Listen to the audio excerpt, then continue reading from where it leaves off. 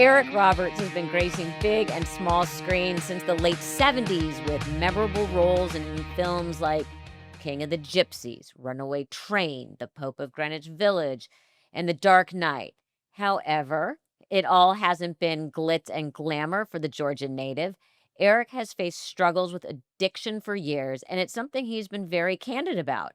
In hopes of helping others, in September of 2024, this Academy Award nominee added author to his long list of accomplishments when he released Runaway Train, or The Story of My Life So Far. It's a brutally honest memoir where he talks about the ups and downs of his career. I just want to jump right in. You moved to New York when you were 17. I can't imagine that your family gave you a great reaction. I mean, come on, 17 is super young. Would you have let your 17-year-old daughter go off to New York on her own? My family was so fractured at that point that they waved goodbye and then went, "Is he gone?" And it was like it was not an emotional thing. It was not a big deal. It was just, I got to go, guys. See you, bang. And I went, and they went, okay. And it was just kind of, okay. And so it was, but my grandfather, who was a horseman, he raised Tennessee Walkers. He uh, he tried to talk me out of it. He said that he told like he just had a very deep voice, very southern accent. He said to me, "I'd rather you didn't go try to do this acting thing. It ain't going to be good for you."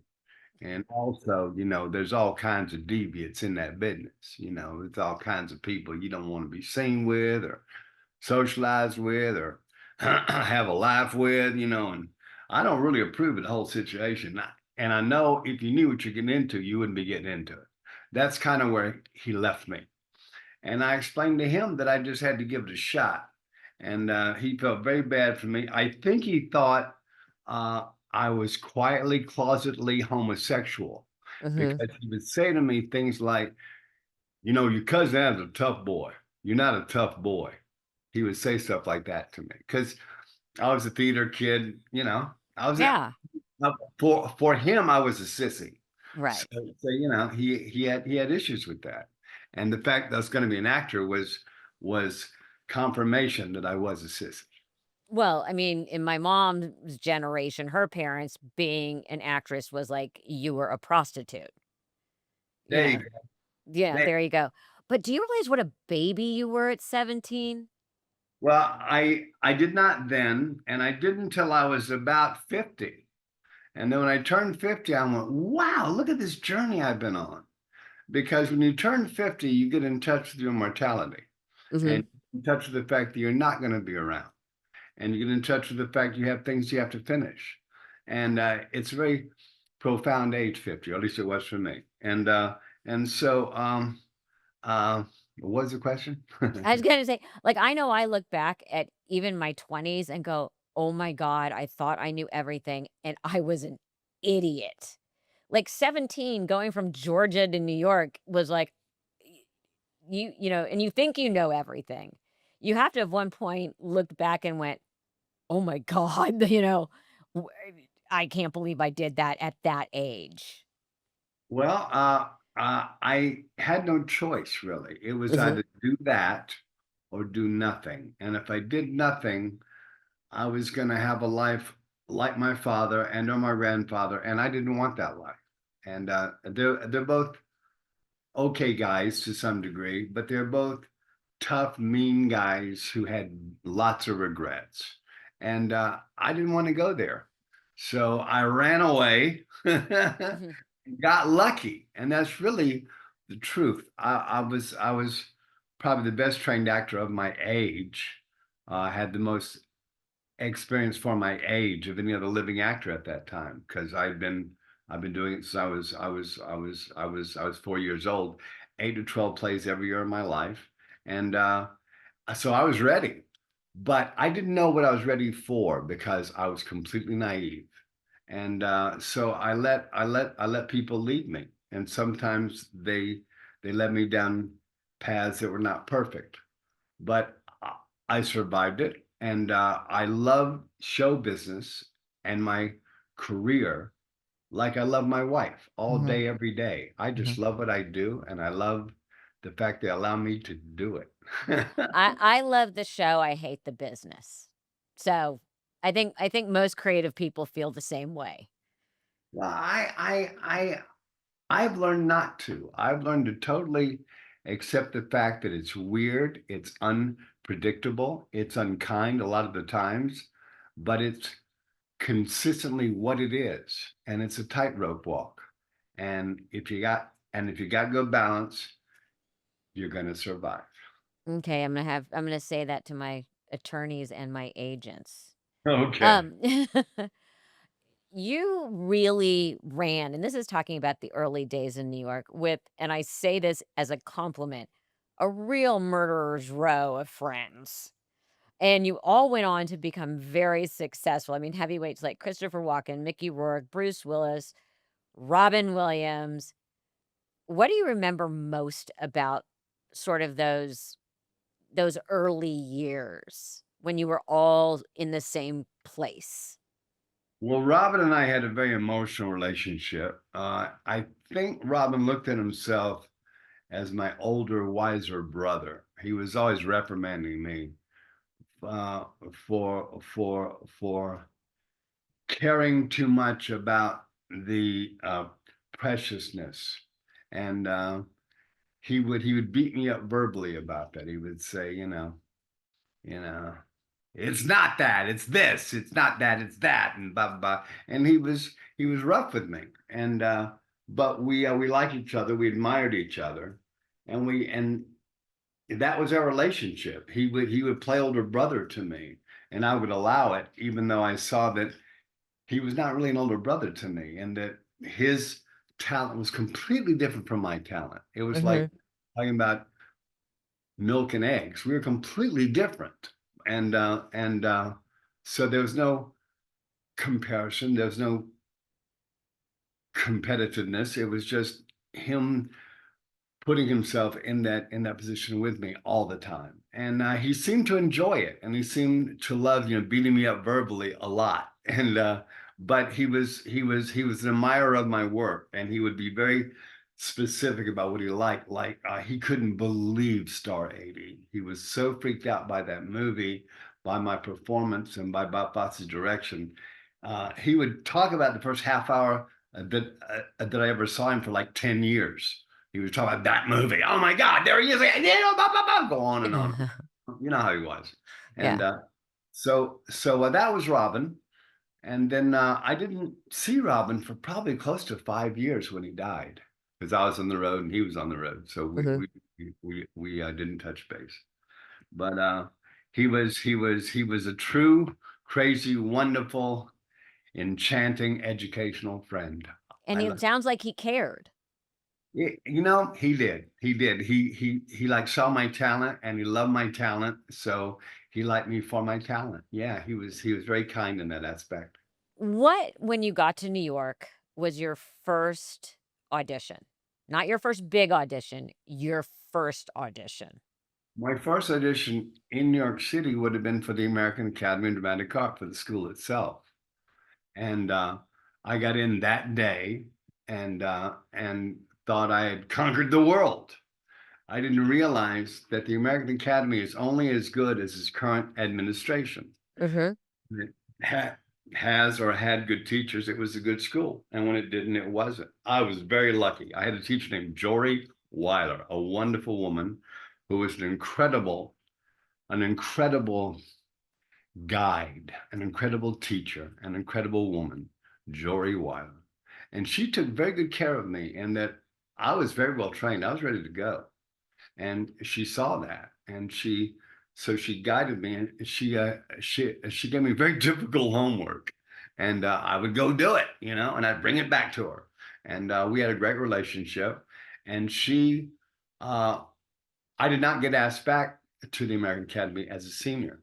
At the end of my junior year, I was not asked back. Wow.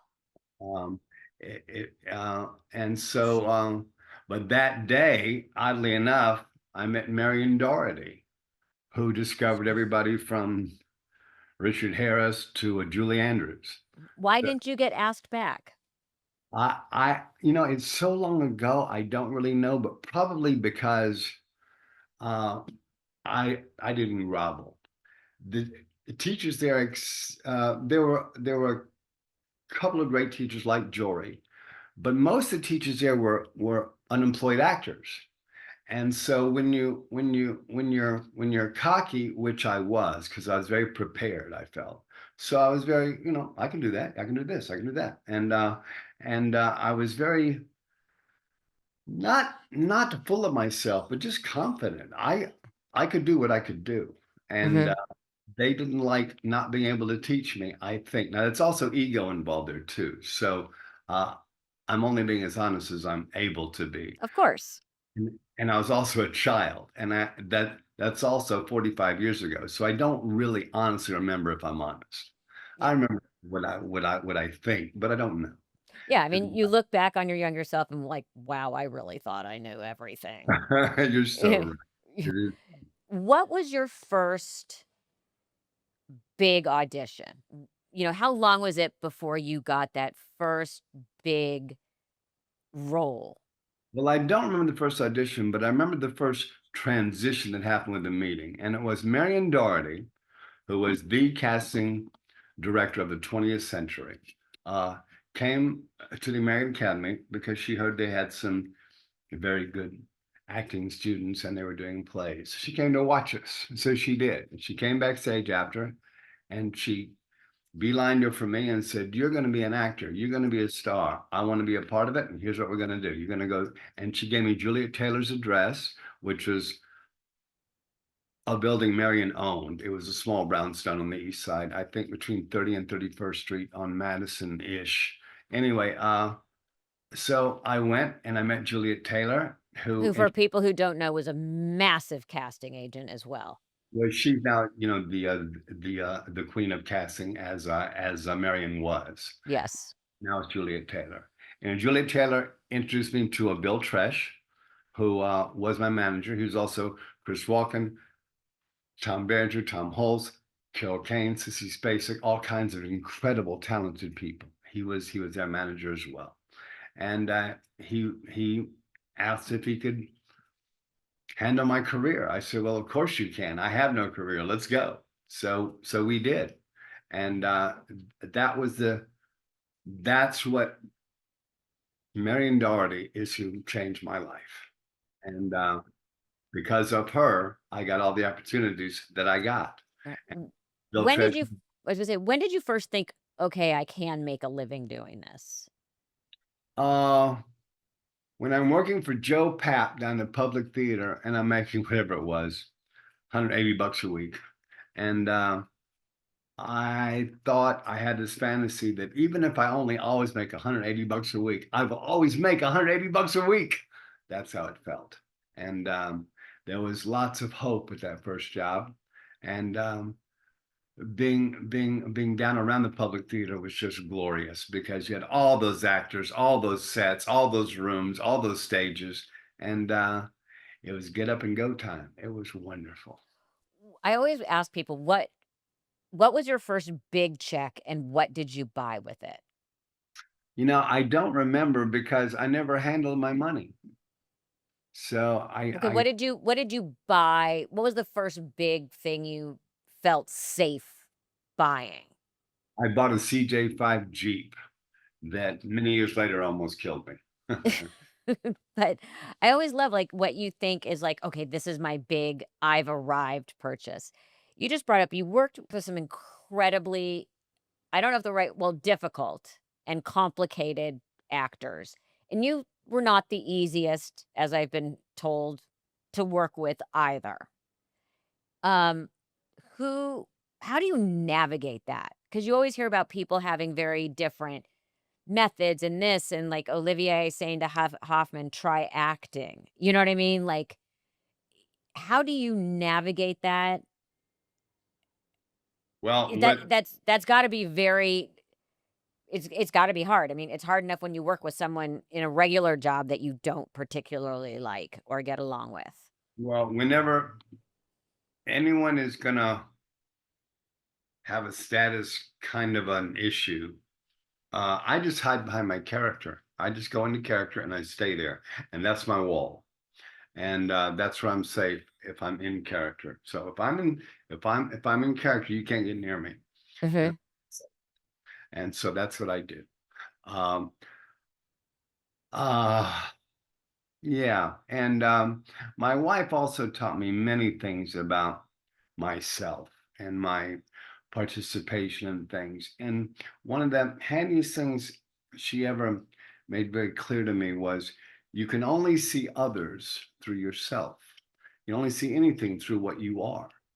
And so I have learned in my married life, which is half my life, but I've learned this half of my life to not be so judgmental, to not be so blamey, to not be so it's not my fault, to not be that guy. Well, And that's very evolved of you because I'm in the middle of a project that someone was suggested to be a part of it, and the other producers and I looked at each other and said, "Life's too short." You know what I mean?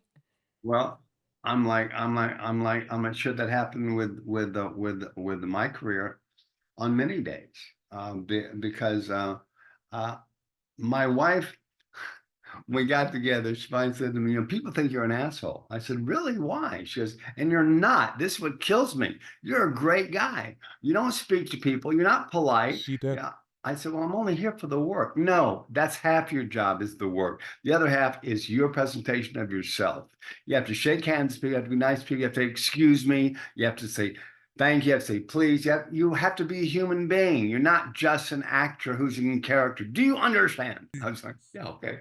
And but she kind of shaped me up in that aspect of myself, and she kind of taught me how to not be so self-concerned, but just to you can still enjoy and wallow in the work, Eric, but you also have to raise your head and say, how do you do it? It's so nice to meet you. You have to be nice to people, and you have to make them comfortable to be around you. You don't do that yet. You have to start doing that. That's why people don't like you. I'm like, okay. And so I shaped it up. And because you know, um, I raised myself. And I didn't have an example. So I did not do a great job, but my wife did. Um, you've had amazing co-stars. Who, at this point in your life, would you love to work with again? Again, somebody I work with again. I mean, because I you look at your resume and I mean, again, it's the level of talent and of the generation, and you all work together at some point. Who would you say, God, I would love to work with this person again? Annie Potts, Susan Sarandon, um, um, Mickey Rourke, um, James Earl Jones, we lost him. A lot of people I'd love to work with again. A lot of people. My wife, who's my favorite actor, not because I married her, but because a movie we made together. We made many movies together, but one called Love Is a Gun that I'm very proud of because she's just remarkable in it.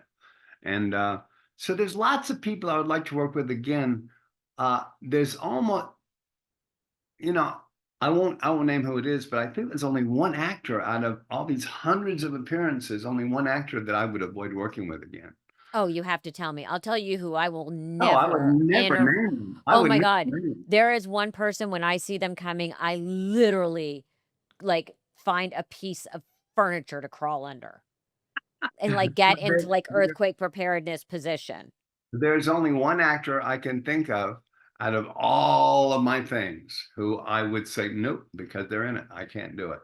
And and it's only one, and I will never tell you who it is, so you can't, so you don't bother asking. But I think, but that's saying how great my experiences have been, really. Yeah. And I like actors. Most people don't. Is there anyone who would say, "I will never work with him again," meaning you? Oh, probably. You know, because you hear all this we were just talking about this the other night where Hugh Grant were like it's like the running joke that all of the actresses he works with hate him during the movies and end up loving him. Oh, Oh, there was just a whole thing how he made Drew Barrymore cry on set. I mean, such a and fan of his. he Wow. but he makes fun of himself now, but literally, like, everyone, he's like, "I had no idea I was such a jerk." Wow. Um, what movie do you look back at and say, "God, I would love to make that now from the perspective I have now." I know, I went deep. I have no idea why. It is so not in character for me. Oh, uh, I really don't know because I each movie is its own love affair, and they're complete. You fall in love, you have your love affair, and then it's over, and you move on. And there's no you have a bit of sadness, but you're not broken by the ending. It's just Mhm. over. And it's like a very civilized breakup in a love affair, and a very calm breakup. It's the same thing with the end of a movie. You feel sad, but you're moving on to something else that's just as good or better. Okay, which character would you love to relive again? Would I love to relive again? Probably. This is going to sound really silly, but it's because of my granddaughters. Probably first dog. I played the president of the United States who loves his dog. And my little granddaughters love that movie. There you go. That's a perfect answer. So let's get into Runaway Train or the story of my life so far. It came out last September. You said before that you wrote a very, which it is, honest book. Why was that the right time? Well, I don't know. I don't have an answer for that question, but let me tell you this that may answer that question. I was never going to write a book. I find books to be very self-involved, very self-oriented to no point. And especially with actors or entertainers, they all have the same structure. I was born a poor child in a poor situation, blah, blah, blah, blah, blah. I had to go through hardships, hardships, hardships. I got through it. And now I'm a success. And now I'm finally happy. And I have a marriage and children and money and houses and cars. And yes, thank you very much, life. Okay. I didn't want to go there. Uh, if you take my life as an outer shell, that's what it can look like. But the life is very different. And I would not be standing, let alone standing here, if it weren't for my wife. That's why I dedicated the book to her. She picked up the pieces. I was in many pieces, and she put them all together and said, "Now, if you can keep these together, you will be something. Go." I said, "Thank you, Don." And so that's what happened. And so that's why I dedicated the book to her. And that's why, oh yeah, back to why I wrote the book. So everybody's saying, when are you going to write a book? I'm not going to write a book. I find that to be way too self-concerned for my personality, and I'm not going to write a book. But publishers, people, fans on the street, everybody, when are you writing a book, dude? So my wife says, they all want to know. So I said, okay.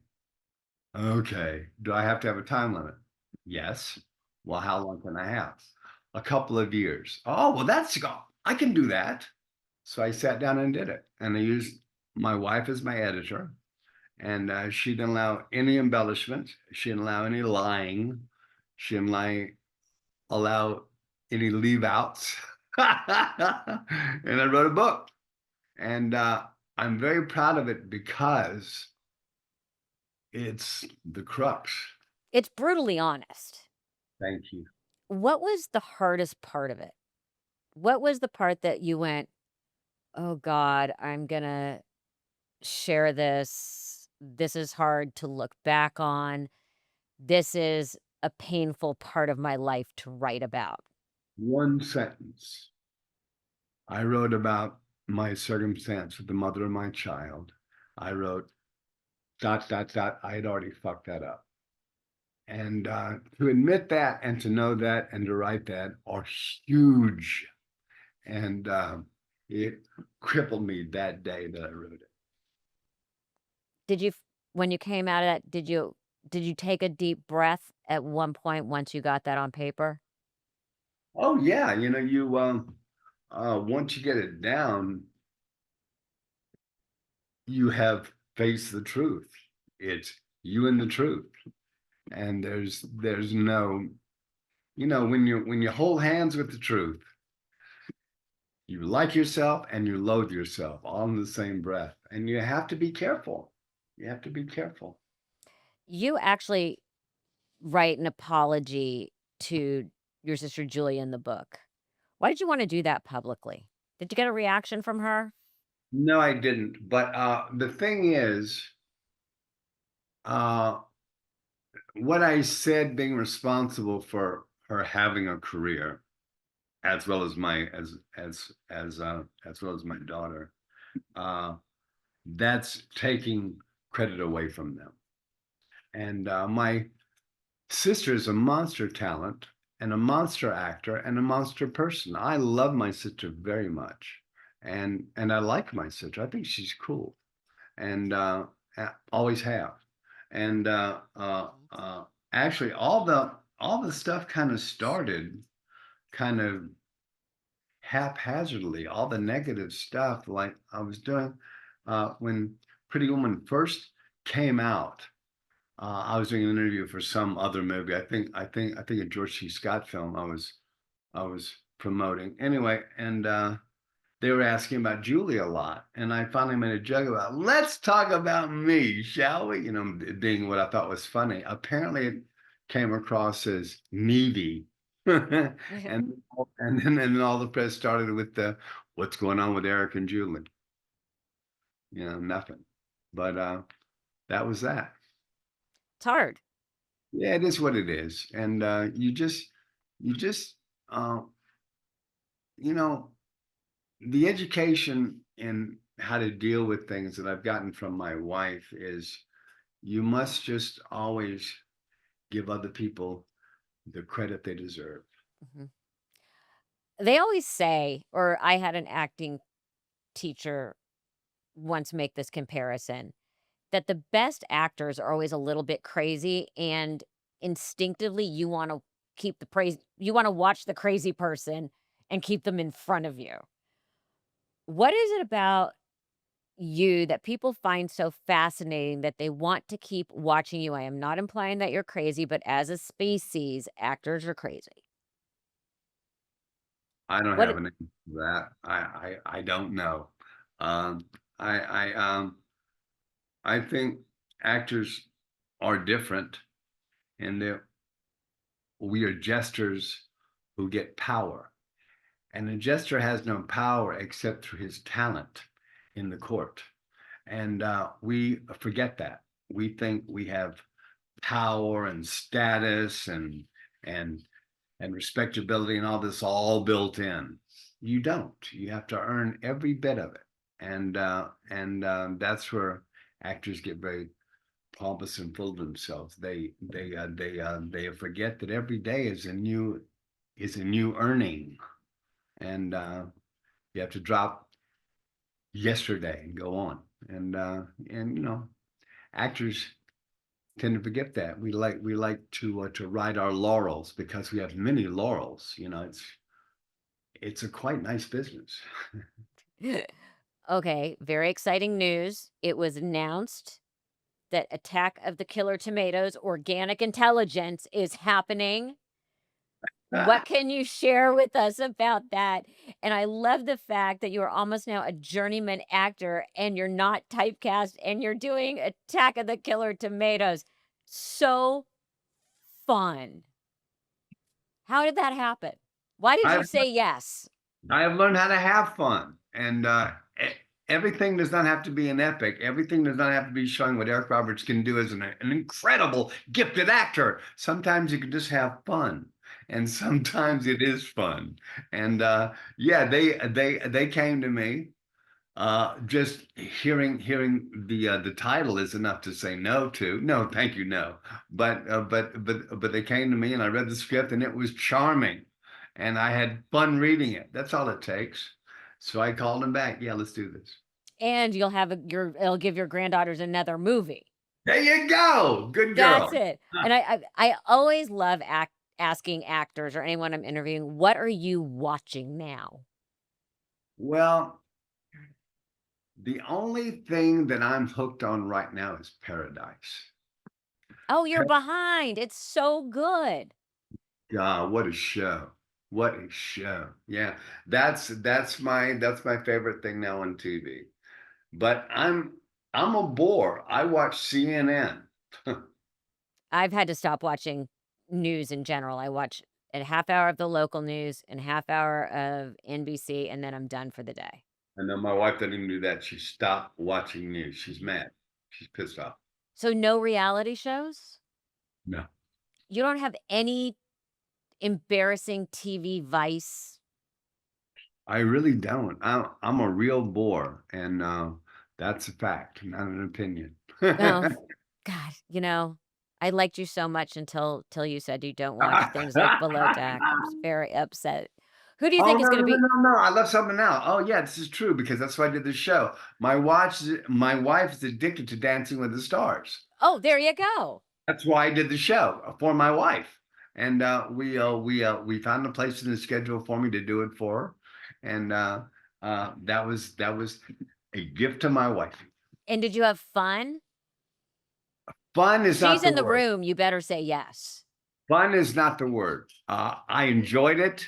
I was satisfied by the fact that I could dance a little bit. I'm not a good dancer, but I had the best partner. I had Britt. Oh my God, so cool. And she was very good to me. She took very good care of me. And I fell in love with her as my partner. She's a fantastic human. And she's now a close family friend with me and my wife. I mean, we love Britt. I always look at it as being paid to work out and get Yeah. really fit. Like, that would be the appeal for me, like, "Oh my god, I'm being paid to work out." Yeah, I didn't know how much physicality goes into dancing up until I get up about after the fourth or fifth day of dancing, and I go, "Wow, my butt hurts," and my butt hurt that whole time, that whole experience. I had a sore ass. Well, the last question for you, who of all the young actors right now, who do you think is gonna be the next great? Because there is a whole new crop suddenly.